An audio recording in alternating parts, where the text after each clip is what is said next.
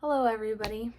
It has been a while since I have filmed a video and posted on YouTube. For those of you who are new here, my name is Cassie and I've been a type 1 diabetic for 19 years now, and I'm 19 years old, and this is my channel for showing what it's like living with type 1 diabetes. And I think it's been probably a year and a half since I have been actively vlogging on this channel, and I really want to get back started on that. I really enjoyed vlogging and putting out videos to help educate you guys, to help people who are diabetics to know that they're not alone in what they go through. And so I'm planning on trying to start it back up. So bear with me. I might not have a video out every week, but I'm going to try to do the best that I can. I kind of had to stop vlogging because I was in school every day, and I was working every day, and I even did summer school, and I worked during the summer. And so Monday through Friday, I'd get up at 7, go to school from 8 to 4, and then work from 4 to 8, and then I'd come home and get dinner and spend time with the family, and then go to bed and do it all again the next day. And then on Saturdays, I would work from 9 to 5, and we had a little farm that we took care of, so Saturday nights was spent taking care of the garden and mowing if need be. So summer was crazy, and then, you know, Sunday is church all day, so I just really did not have time at all for vlogging, and I really missed it. And so I really want to get started back up on it. Now my life has kind of slowed down a little bit for circumstances that are not very fun. In July of last year, I had a really weird episode where my blood sugar dropped from about 250 to 52 in about 20 minutes, and I kind of went incoherent a little bit.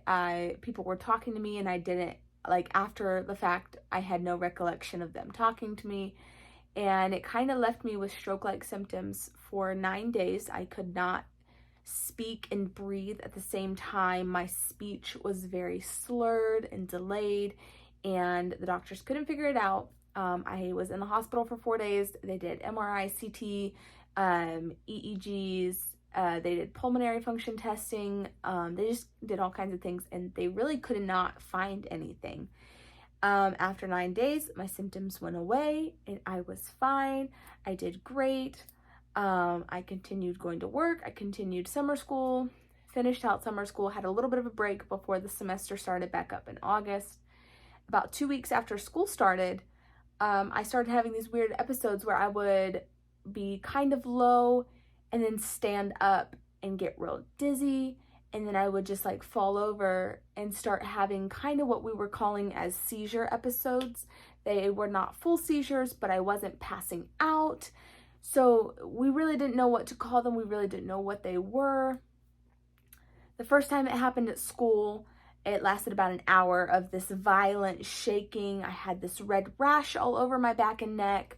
And so just because of what had happened in July, they wanted me to come into the hospital. So I went to the hospital again. They ran some tests again, could not find anything. I just spent a little bit in the ER. They couldn't find anything.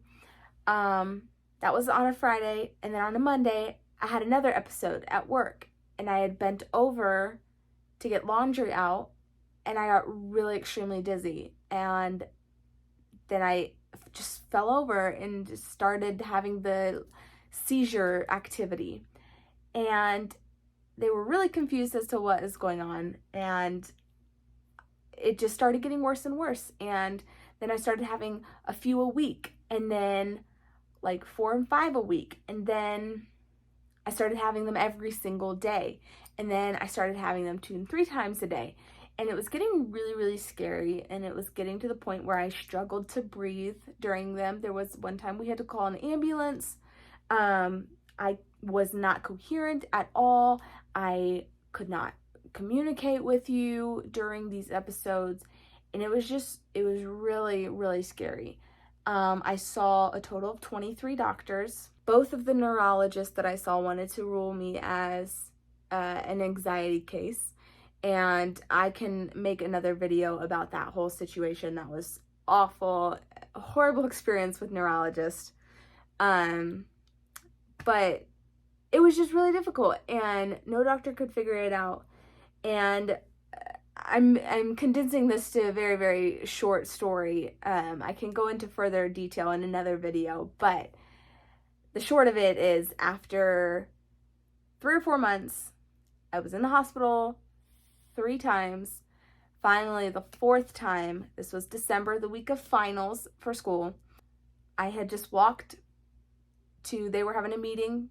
My college is going to the Holy Lands this summer, and I was kind of looking into going if I was going to get better. You know, we weren't sure yet, but I wanted to get the details just in case. And I had walked over there, and then after the meeting, my heart rate shot up, and I started having one of the episodes, and it was probably one of the worst ones that I had. And it was very scary. I could not breathe during it, and I was unable to communicate at all. And it was really, really bad. It was really scary. So some people helped my mom get me to the car. My mom rushed me to the hospital, and I kept having more of the episodes while they're in the hospital. My heart rate wouldn't come down. They kept giving me Ativan, and it just wouldn't calm down. And so they admitted me, and I saw an electrophysiologist, and the electrophysiologist said, I think that you have an autonomic dysfunction. And those had been mentioned in the beginning, but my symptoms are so non-textbook that they were like, well, I don't think this is it because your symptoms are so different. And so it was kind of pushed back. But she said, your blood pressure is extremely low and your heart rate is very high for laying in bed. She said, so I want to do a tilt table test and we'll figure out what's going on. So I was released from the hospital. I also went to Vanderbilt that next week and had an appointment with a specialist there. And then the last week of January, I was able to get a tilt table test, and my heart rate shot all the way up to 173. My blood pressure shot up to 140/110 and then dropped to 90/40, and then shot back up to 140/110 and then back down to 90/40. And so in a way, I was kind of like, why could we not have done this test in the beginning? Because we would have just bypassed all of those 22 other doctors, and we would have gotten our answer a long time ago, people. But it took a little while. So anyway, I was able to get that test done. The electrophysiologist has diagnosed me officially with POTS, which is postural orthostatic tachycardia syndrome, and orthostatic hypotension. So just one or the other. I'm sure that's a lot of you know somebody with POTS. POTS is becoming very common. It is something that a lot of people are getting after getting COVID. It's just becoming a very more well-known condition that young ladies are getting. And if I just had POTS, I would not be so severe. Most POTS patients just pass out here and there. They have to wear like some compression socks, increase salt intake, drink a lot of fluids, and POTS is a lot easier to manage. But I have POTS and orthostatic hypotension, and the two together are fighting against each other. And that's why my blood pressure, instead of just dropping, it was shooting up, then dropping, shooting up, dropping. And so that is why my symptoms are so bad, is because the two are just fighting against each other and my body doesn't know how to react.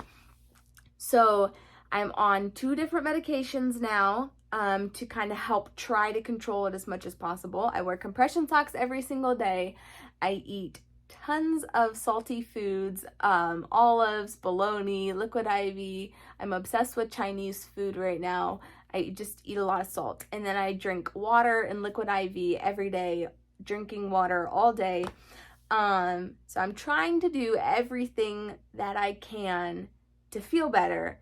and I barely have episodes now. I had 3 last month, just kind of randomly, but I haven't had any since, and I am feeling better.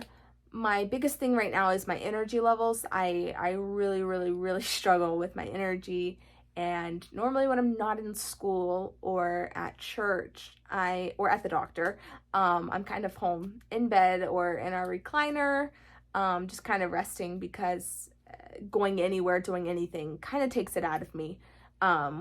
So that's kind of my life right now. Is I had to quit my job. I am only able to take 1 class this semester. The class that I'm taking, I needed to take to graduate in May, but they don't offer it online, so I kind of had to take it on campus. But it's been really good for me to take it on campus so that I'm around people more. It's kind of been good for my mental health, just because I'm kind of stuck in my room all the time, and that was really hard, and it caused a lot of depression, I guess you could say. I've never been one to really say that, like, I know depression is a thing. I'm not saying that depression is not a thing, but I've never been one to struggle with depression, and I really did struggle with depression back in January, just because I was in my room by myself all day, every day, and it was really hard. And so being around people has definitely helped, but there are a lot of days that I don't feel good and just don't want to talk to people, and I just want to stay in bed. So some days it's kind of like I do want to talk to you, but I don't. So it's really difficult. But now that I'm kind of laid up a little bit more, and now that I'm on these new medications and kind of starting to feel better, I want to start putting out videos again for y'all, because I really miss filming and connecting with you guys over YouTube. I've gotten to meet so many people. Shout out to my friend Gracie. She just got engaged. I met her through this channel, and now we message on Instagram a lot, and we've become friends, and I never would have met her if not for this channel. And there's so many people like that I can just keep up with through having YouTube, and I really love that. So I am planning, I know I've said this before, but I'm planning on keeping up with posting at least some videos, if maybe just once a month, I don't know, but I really want to post some videos. I know this video was kind of scatterbrained. I honestly decided to film it very spur of the moment. It's 10:05 at night, and I was just sitting here, and I was like, if I don't film it right now, I'm not gonna film it. So here you are. But I definitely want to do some more videos for you guys. So if you will please put in the comment section what you want to see and what you want to know more about. If you want to know more about what happened this last semester, these past few months, more about my symptoms and my condition, I would love to tell you guys, but I just kind of gave you the short version now. So put in the comments what videos you want to see. I'll probably do some day in the life stuff. It's kind of boring right now just because I don't do too much. I read a lot of books. I've already read like 13 books this year. I love to read, so you'll probably see a lot of reading on the channel. I might do a dedicated book video, I don't know. But yeah, I'm really excited to be back and filming videos for you guys, and I hope that you enjoy them. And thank you so much for watching, and I will see you on the next video.